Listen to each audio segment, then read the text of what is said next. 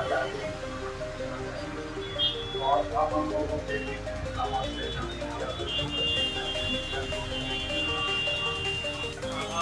संचालक महोदय, आज आपने मुझे अधिवक्ता जनसेवा समिति के इस कार्यक्रम में बोलने का अवसर प्रदान किया।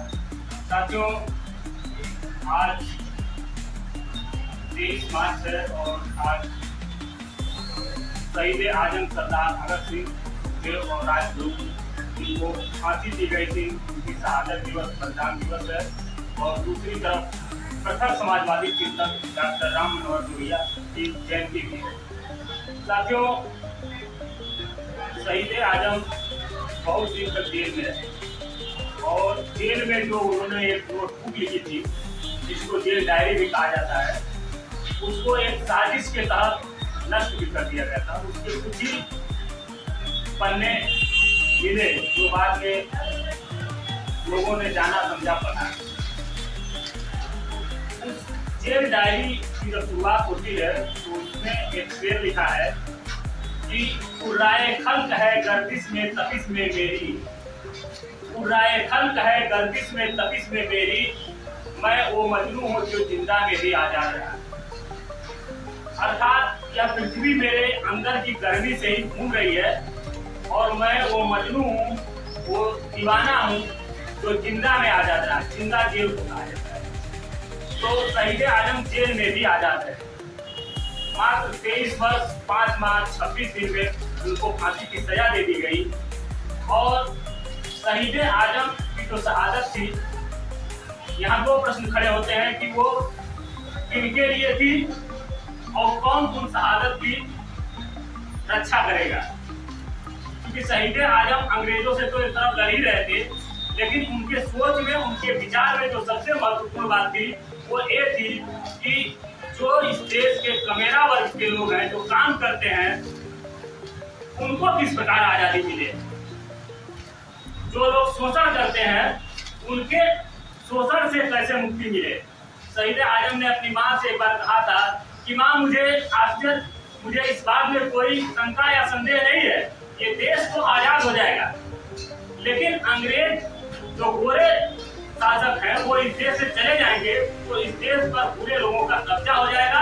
तो क्या जो आम आदमी है, जो कमेरा वर्ग है, उसकी वो स्थिति सुधरेगी या जो व्यक्ति इस देश में शोषित हो रहा है वो ऐसे ही रहेगा, चाहे अंग्रेजों का शासन हो या उसके बाद यहाँ के कुछ चंद मुट्ठी भर पूरे लोग हों।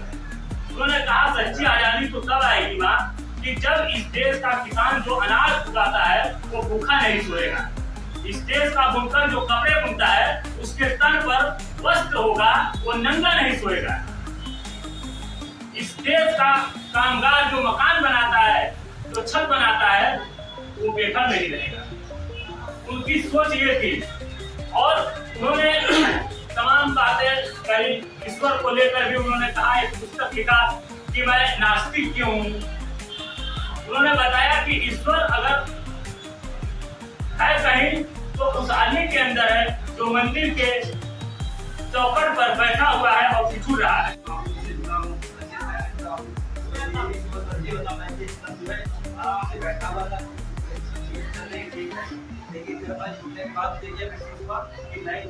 सामाजिक और राजनीतिक गतिविधियों में अपनी पहली नजर रखनी चाहिए।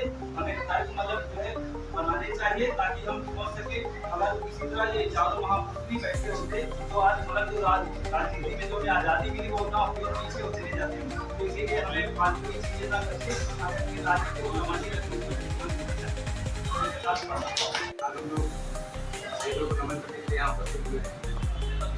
सबके बारे में तो सबको बता ही दिया गया है, उसके बारे में जानकारी हमारे पास नहीं है। जैसे आप बहुत सीनियर है और बहुत ही अच्छे बताया, लेकिन दो तीन चीज़ें हमको भी आए तो हमें थोड़ा सा वो लगा कि कोई भी अगर श्रद्धांजलि सभा या ऐसा कुछ आयोजन होता है तो वहाँ किसी पार्टी विशेष पे बात ना करें। मेरा मानना, अगर इसके लिए कोई बात करनी चाहिए। हालांकि मैं भी किसी पार्टी से ऐसा कुछ नहीं है, लेकिन अगर किसी ये समझे कहीं बात करनी है तो इसके लिए अलग संगोष्ठी या आयोजन करके आप कर सकते हैं। ऐसे में अगली बार कोई आयोजन पे लोग नहीं आएंगे, ये बहुत कुछ ये चीज सोचनी चाहिए। ये हमारा भैया जी हूँ, उन्होंने क्या समाज को दिया।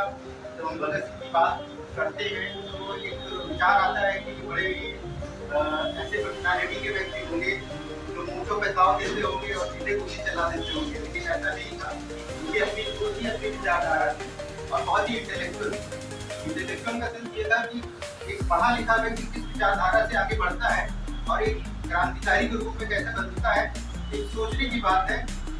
वो विचारक थे, वो किताबें लिखते थे, वो आर्टिकल्स लिखते थे, वो बोलते थे, वो समझाते थे और फिर वो एग्जीक्यूट करते थे।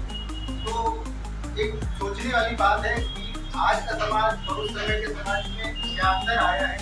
हम ये सोचते हैं कि आज हम कुछ ऐसा कर देंगे कि भले ही हमें उस चीज की नॉलेज ना हो, तमीज ना हो, हम हर चीज कर देंगे, लेकिन नहीं, पहले आप समझें, सीखें और फिर आगे बढ़ें। तो अपने समाज के लिए भी कर सकते हैं और देश के लिए भी कर सकते हैं और यही प्रेरणा इनसे मिलती है। उन्होंने जो किया आज पूरा देश उनको याद करता है, नमन करता है और उसके पीछे भी उनका कोई बहुत बड़ा मकसद था।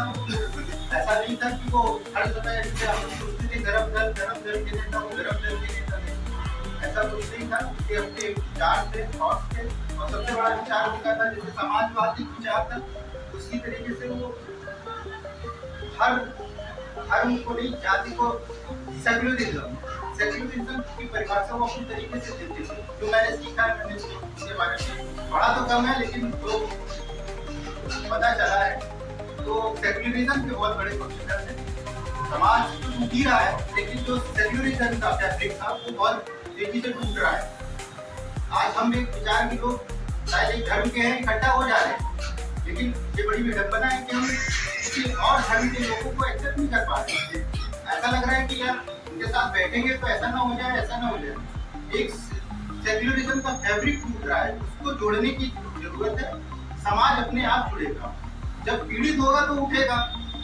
लोगों को लगा कि यार हम तो, जब हमारा देश है, हमारे लोग हैं, हम क्यों नीचे हैं, हम क्यों, तो एक क्रांतिकारी लहर की नेता बने और अपने समाज को आगे लेते चले।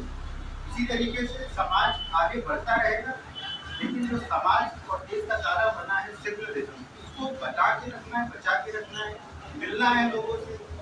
हमें भी अपने त्योहारों में उनको बुलाना है और हमें भी वहाँ जाना है। तो जो एक तरीके का जहर होया जा रहा है उसको खत्म करना है और ये समाज आगे बढ़ेगा। जमाती होने जरूरी है। आज़ादी केवल गांधी जी की वजह से, नेहरू जी की वजह से नहीं मिली थी। कि आज़ादी बहुत बड़ा योगदान सूरवीरों का भी था। उनको अच्छी तरीके से अंग्रेजों को मालूम हो चुका था देश में पूरी तरीके से प्रजा नहीं है। अगर हम यहाँ रहे तो ऐसे सूरवीर हम लोग के बीच में रहेंगे तो हमारी आर्थिक रूप से हमको पूरा नुकसान ही होगा। लोगों की वजह से ही इस देश की आज़ादी हुई थी। तो ऐसे प्रिंसिपल को हम नमन करते हैं और इस संस्था को बहुत बहुत हम धन्यवाद देते हैं जो ऐसा प्रोग्राम करते हैं। हम लोग आसियाना में थे लेकिन मुझे इस प्रोग्राम जाने की बेचैनी थी, क्योंकि वास्तव में यही अच्छा असली प्रोग्राम है। बोली नहीं कर रहे, कुछ नहीं कर रहे हैं, लेकिन अगर हम देश के लिए अपने लोग शब्द कह पा रहे, समझ नहीं पा रहे, तो वास्तविक श्रद्धांजलि है। और नमन करता हूँ, वंदन करता हूँ बहुत की शहादत दिवस के अवसर पर हम उन्हें विनम्र श्रद्धांजलि अर्पित करते हैं और नमन करते हैं, याद करते हैं।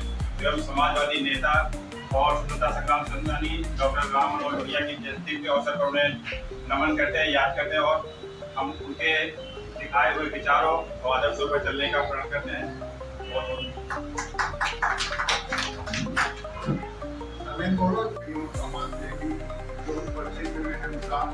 बहुत बहुत की तरफ से धन्यवाद देता हूँ और उम्मीद करता हूँ कि ऐसे ही लोगों को ये प्रोग्रामों में आप लोगों का सहयोग मिलता रहे और संस्था आगे बढ़ती रहे। कि थोड़ा सा और भी हम लोग करना चाहता हूँ मैं जनता भाइयों से। हम लोगों के बीच में एडवोकेट संदीप जी उपस्थित हैं और भावी जो आने वाला और उत्तर प्रदेश का चुनाव होने वाला है, वो सदस्य के रूप में हम लोगों की समिति से जुड़े हैं। सभी राजनेता भाई आपको प्राथमिकता देते हुए अपना वोट, और हम लोगों के बीच में एडवोकेट दीपक सिंह जी भी उपस्थित हैं, जो कि सेंट्रल बार एसोसिएशन में कोषाध्यक्ष के पद पर उम्मीदवार हैं। इनको भी ये भी हम लोगों की स्थिति से जुड़े हैं, उनको भी मतलब थोड़ा सभी सपोर्ट करने की आशा करता हूँ। और इन्हीं शब्दों के साथ सभी लोगों का बहुत आभार प्रकट करता हूं।